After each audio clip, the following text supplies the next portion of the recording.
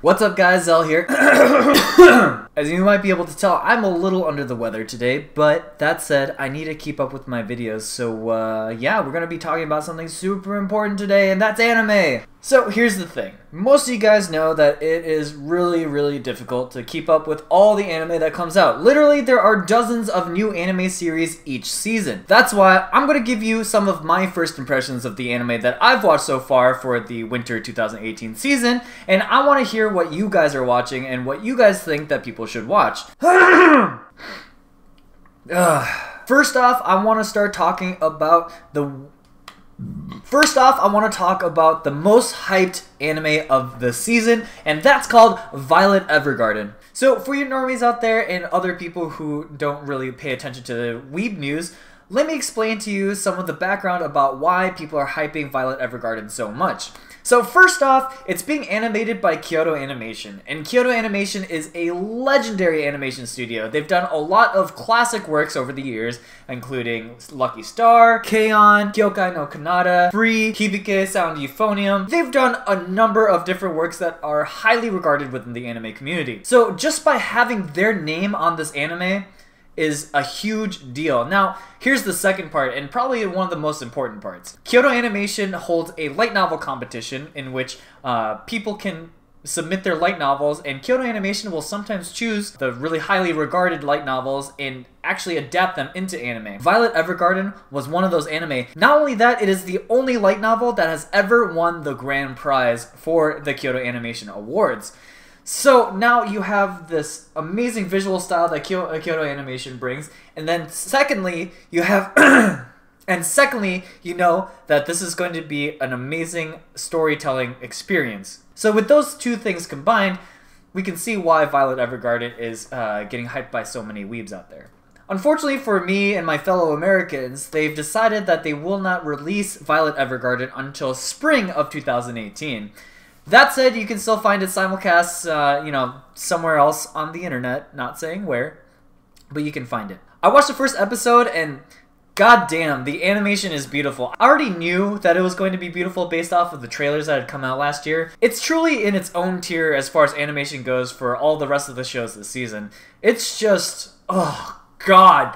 Look at the water, look at her hair, look at all of these things. I just think that Kyoto Animation kind of sets the standard of what good animation looks like in anime. So what is Violet Evergarden about? Well, it's about this girl named Violet Evergarden, and she's a young soldier who has just fought in this big ol' war, and she messes up her hands real bad. She has now replaced her arms with these mechanical arms, and now she's trying to figure out what to do with herself now that the war is apparently over. And while she's trying to figure out her post-war career, she ends up becoming a writer, just trying to figure out what it means to be human. And so I figured that'll be a common theme within this show, and the obvious theme of the story is going to be about her adjusting to her new life.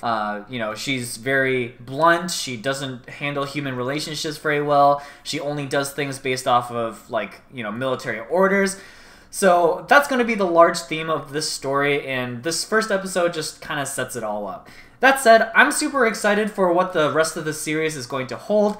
I will be watching each episode very carefully, and oh my god, just look at the animation. The second anime I want to talk about is called A Place Further Than the Universe. And this one wasn't recommended to me by anyone. I didn't even know that it was animated by Madhouse, and Madhouse has done, by the way, amazing work, right? They've done One Punch Man, they've done Parasite, they've done Death Note. These guys have been around since forever, and they're amazing. The show is about this girl named Maki Tamaki, and it's about how she feels like she's wasting her youth, and she wants to go and find an adventure that, you know, she will remember for the rest of her life. But she's constantly hampered by feelings of, like, fear and, you know, how do I make this work? Isn't it so risky? And I think that sort of idea of, like, wasting your youth and wanting to go on an adventure is super relatable. I know when I was 10 years old, I was really disappointed that I never got, like, an owl from Hogwarts. I was never chosen to go on a Pokemon journey. I didn't get transported into another universe. You know, I never even studied abroad in college. So I understand her feeling of, like, wanting to go and see something totally different and be adventurous. If you were to look at a distance, this anime feels just like moe garbage, but I assure you it's a little more than that. Not saying that it's not cute, because oh my god, these girls are super cute and super moe. And even though they're a bunch of cute girls doing cute things, I think that this show is actually trying to say a little more than that. One of the things that I really appreciated from watching the series is how attention detailed they are with all of the scenes. If you look at the backgrounds, there's always something going on, maybe a conversation or some interesting posters. Like they even put in a poster of No Game No Life in the background of one of their shots. And so it constantly feels like you're in the city. They really establish the setting around them, even though there's no real big action sequences or anything like that, but the city and the setting feel alive, and I think that's really cool. Anyways, I watched the first 2 episodes, and I actually got hella feels from it, and I think that this is going to be a hidden gem of the season, and I am definitely going to watch this one all the way through. Are you tired of being baited by 2 really cute 2D anime girls not living out your perverted lesbian fantasies? Well, boy, do I got the anime for you. To back up a bit, Citrus is an anime that got a considerable amount of hype because of its following from its manga. Now, this is where it kind of gets weird, though. I did a lot of research going into it. I have not read the manga myself, but as I was looking up reviews on the manga and what people were expecting from the anime, it seemed like it was super polarized. Half the people were like, oh my god, this anime is going to be garbage just like the manga, which was written really poorly. And other people apparently liked it because it tried to explore a Yuri relationship without just using it as an excuse to have girls go lesbo on each other. Unfortunately, after watching 2 episodes, I'm a little bit more for the former opinion. So the pacing is really slow, the writing is so-so at best, and it actually kind of does feel like an excuse to get girls to kiss each other. Like, what is this scene even? What are you, like, what was the point of this?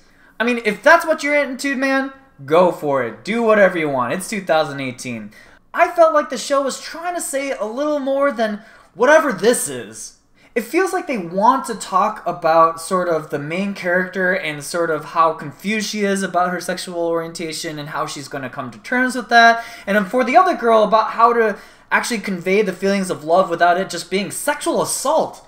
So I feel like it has these themes that make it feel like it could be a deep, moving anime. And instead you just get more scenes of just sexual assault. So that said, I feel like the show has potential, but at the same time, I've got a feeling I might drop it. The next anime I want to talk about is called Laid Back Camp, otherwise known as Yuru Camp.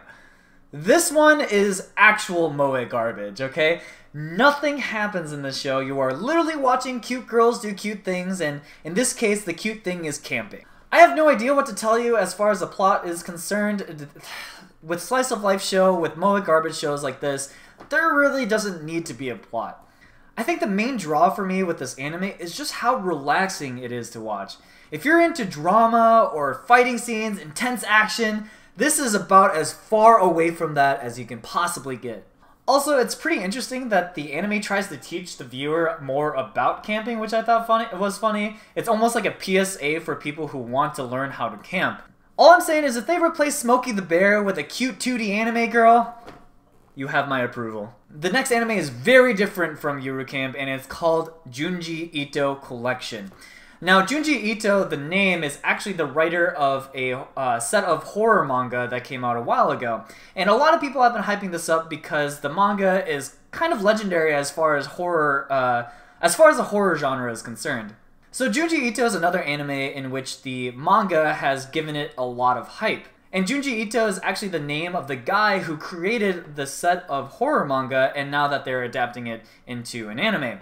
This adaptation is done by a studio called Studio Dean, and they have, let's just say they have a mixed reception when you look them up online. Now, they did an anime that I love called Konosuba, but they're also known for not having done anything that good in recent times. They're more well known for some of the stuff they did a long time ago, such as Fruits Basket and Rurouni Kenshin. So in any case, with people telling me what Jun Jie Ito is about and all of that, I was expecting something super creepy and scary.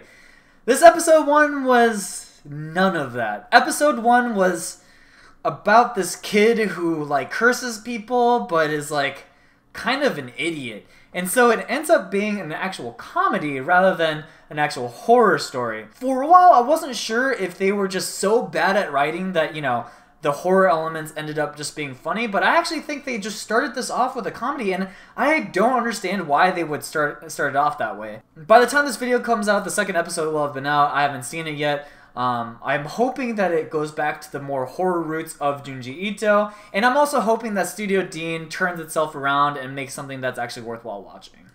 As someone who can't avoid watching moe garbage, there's yet another moe garbage show called Miss Koizumi Loves Ramen Noodles. Basically, it's about a girl who is just obsessed with ramen, eating ramen 24/7, and it's about this other girl who thinks that she's really cute and just wants to stalk her, and therefore is picking up ramen as a hobby in order to get closer to her. If that doesn't sound like stalking to you, then I don't know what to say. This girl is actually just harassing poor Miss Koizumi over ramen noodles, over whatever it is, to try to get close to her, and Miss Koizumi is just like, can you please just stop and let me live my life? I don't know if it's just because I'm an introvert myself and I'm not someone who, looks for social interaction, but I really related to Koizumi in this anime, and I thought that the main character was really irritating. I didn't find the interactions super cute. In fact, again, I just found them kind of annoying, so this is one of those shows that I can't see myself watching to the end. Oh god. Well, one of the shows I unfortunately watched is called Katana Maidens, otherwise known as Toji no Miko. And this one is about a bunch of high school girls who are shrine maidens who also are really good with swords. This one is easily the worst anime that I've seen this season. I really couldn't get into any of the characters because they never explain, the motivations or anything. You don't really get to learn anything about the characters, and they use terminology that they never explain, and it feels like if you knew it, maybe you would know more about the situation. It felt kind of bad, as if like maybe I was missing something. Maybe I was supposed to have read something beforehand, or there was like a series beforehand that I was supposed to watch, but they just throw you in it and they just start throwing terms around and you're just like, I don't know what they're talking about. Also, the animation just wasn't even that good. So, like, with Violet Evergarden, at least the animation was so good that I don't care if they're just talking in pure gibberish, which they aren't, because Violet Evergarden actually has decent writing. Katana Maidens just kind of leaves you in the dust with just total mediocrity. Not to mention, the pacing was just actually so fast. Like, this is the direct opposite of Citrus. Katana Maidens actually fit in an entire tournament arc into the first episode. Some of the fights in these literally take 10 seconds, and they don't explain about, like, why they care about winning or what winning even does for them. There's no hype. It just, like, people just get cut down. And here's the thing, I want to make this really clear, is that you do not need to explain everything that goes into a show. I hate over-explanation as much as anyone. But that said, if the viewer can't even figure out between the lines of what it could mean, then I think there's a problem. As far as this anime is concerned, I'm going to drop it. Let me know if you are going to continue watching it, and maybe it ends up being better, and maybe I'll pick it back up.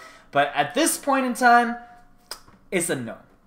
Last but not least, I wanted to talk about Darling in the Franxx. So Darling in the Franxx is an anime that is joint produced by A1 and Trigger. And I just want to let you guys know I am a huge Trigger fanboy. Gurren Lagann is one of my favorite anime of all time. And basically this project is the old Gainax coming back together. If you guys don't know who Gainax is, they are the guys who created Evangelion, which is one of the most influential anime of all time. Let me explain this again. I am a huge fan of Evangelion and Gurren Lagann, and therefore I am super biased for this show. Honestly, looking back, I can't even really point my finger at what I liked so much about the show. Like, was it the epic mech scenes? Maybe it's the classic Trigger character designs I love so much. It certainly isn't that beta cuckboy main character. Oh wait, it's her. My god, they have created the most perfect 2D anime waifu of all time, and her name is 02. God, she's perfect. Her smile, her mannerisms. I think they have literally created one of my favorite female characters of all time in one episode. To be honest, to leave my bias aside, I have no idea if this anime is going to be good or not. They even do some of the things I really hate about some anime shows. Like, the main character is so bland and boring, and he's just another beta cuckboy main character who somehow has the potential to save the world. Of fucking course. Do you relate with this character? Of course you do. You're a loser. That's why you're watching my video. Just kidding. I love you guys. That said, I'm hoping that the anime has a lot more to it than just the first episode. And because Trigger is involved, bias back on, I am super excited about it. Anyways, that's what I think out of the anime that I've seen thus far out of this season. Let me know what you guys are watching and what anime you think I should be watching. By the way, in this list, I left off the continuing anime like Sangatsu no Lion and, Overlord. So if you see any comments that are suggesting me to watch those two, then you can call them idiots for not watching all the way to the end. And with that, like, comment, and subscribe, and I will see you guys next time.